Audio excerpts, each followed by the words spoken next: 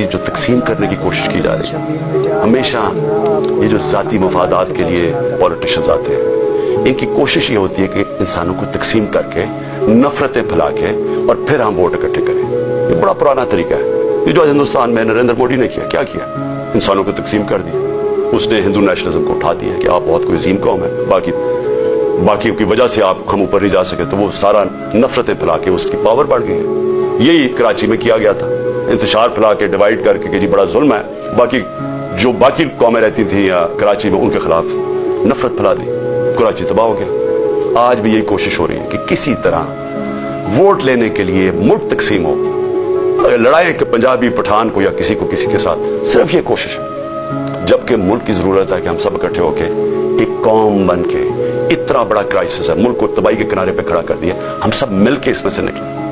फौज भी मेरी है, मुल्क भी मेरा है, मेरा जीना मरना पाकिस्तान में है। मैंने इस मुल्क से अपना बोरिया बिस्तरा उठा के, इतने बैग्स लेके मैंने बाहर नहीं भागना, मैंने यही मरना है।